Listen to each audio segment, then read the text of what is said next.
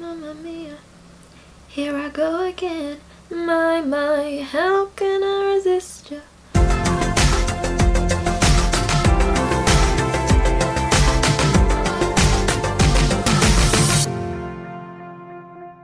There have been so many movies either being advertised at the moment or have already been released that just personally I think look really, really good and I can't wait to watch them. One of them is Mamma Mia, Here We Go Again, which is the sequel to Mamma Mia 1, of course, but it's also kind of like a prequel merged into it, if that makes any sense. I've been waiting for this film to come out for ages. I've always loved Mamma Mia.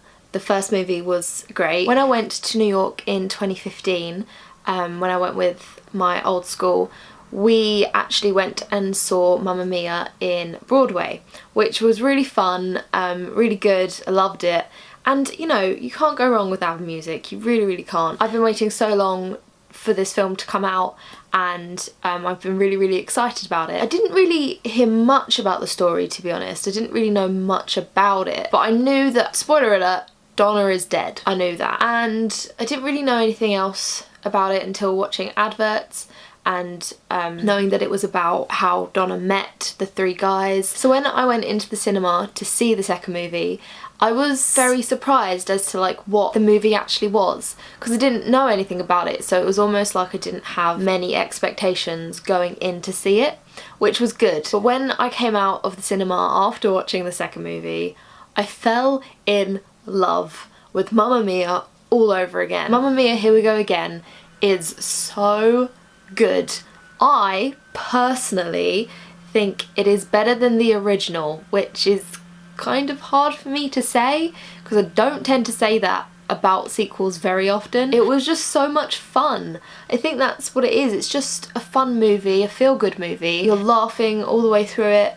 You're crying in some parts. I definitely did. You're just having a great time. Before we jump into any spoiler things, I want to talk about the different directors coming from like a film production type of view. The first movie was directed by Phyllida Lloyd. I'm sorry if I got that wrong. And the second movie was directed by Ol Parker. I think that's how you pronounce it. I think both movies were directed really, really well and they're both really good movies. But upon looking at the first movie, I feel like the second one is just a lot brighter and a lot more colourful. And personally, I think Ol Parker directed Mamma Mia in a better way than Phyllida Lloyd did with the first one. The first one isn't badly directed in the slightest, like it is amazingly put together and the shots are really nice. But the second one, there's just something about it that is just great. Ol Parker did a great job at directing this movie. You can tell how much fun the cast and most probably the crew had while filming it. It's just all so much fun and you feel like you're involved in the excitement and the fun of the movie. I love it, it's so good. So here's where the spoilers come in. We're going to talk a little bit more about the storyline,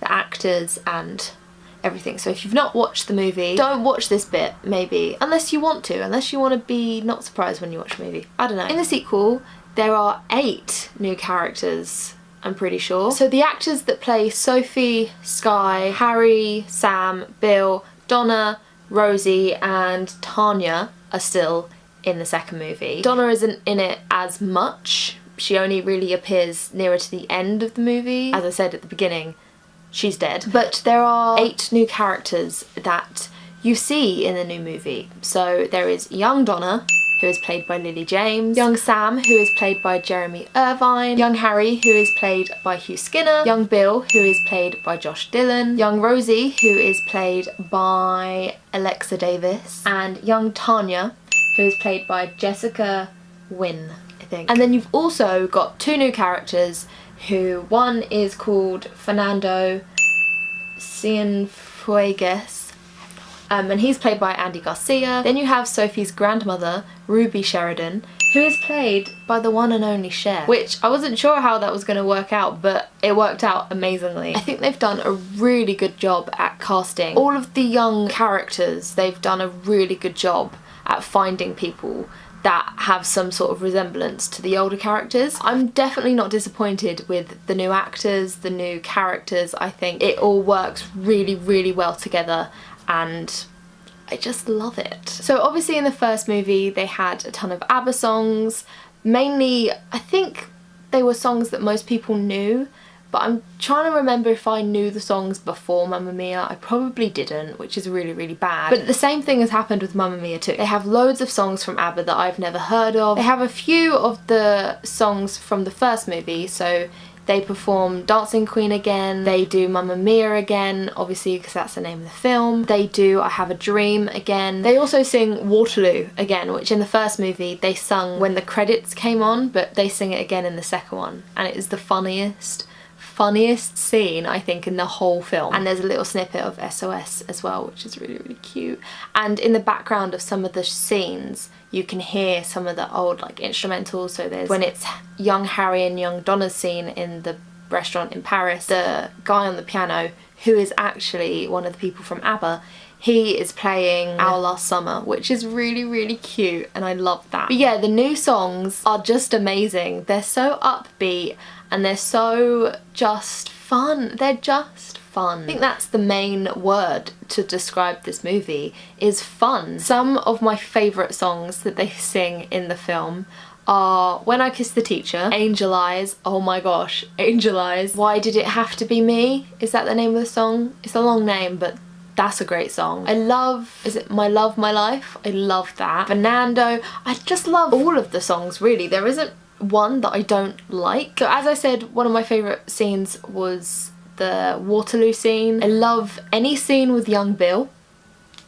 Just putting it out there. Oh my gosh, I love the Dancing Queen scene. I'm not gonna say what it is, but it includes boats, it includes a lot of dancing, and it includes Colin Firth hanging from the boat, and Titanic actually. That's all I'm gonna say. All of the scenes work really well in the story. All of the scenes work together, like they're very smooth one after the other, and it makes sense. One of my favourite elements of the film are the clothes that the characters wear. I think because the fashion is very different these days, like we always go back in time and bring back old fashion. All of the clothes that young Donna wears are like what you would find in the shops these days, and they are just to die for. Like, I want young Donna's wardrobe. And the set design is really great, considering that they actually shot in Croatia rather than Greece this time around.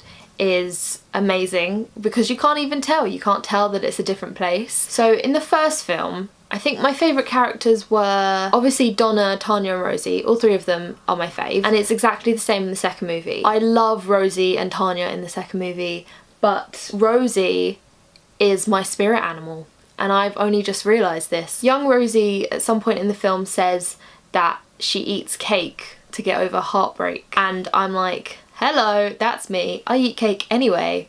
So, and also at some point in the film, older Rosie says carbs are my soulmate, and I'm like, why is she me? Why am I her? I also, obviously, I love young Donna because Lily James is the best actress in my opinion. They're probably my favourite characters in the second movie. In terms of the storyline, I personally really love the storyline of the second film. There's so much involved in it, but not too much that your brain can't cope. It's all laid out really well and everything works well together. The only downside that I would say is that some of the facts and parts of the story that happen in the second movie aren't very factually accurate when compared to the first movie. When you think too much into it, it doesn't all add up.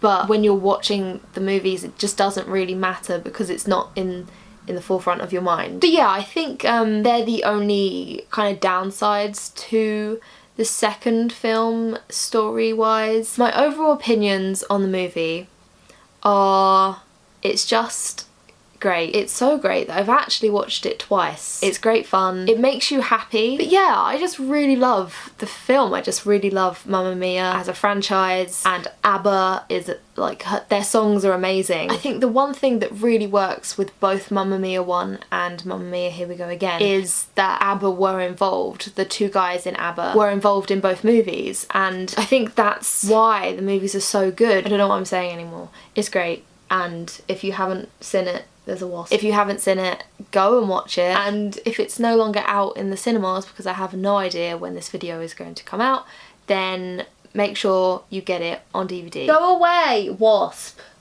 Thank you. Oh my gosh. That's my opinion, that's my review on Mamma Mia 2. If you guys loved Mamma Mia 2 as well as me, and you agree with some of my opinions in this video, make sure to give this a thumbs up and subscribe as well to see more. That's my phone, hang on. Thank you guys for watching this video, I hope you liked it, and I will see you next week. Bye!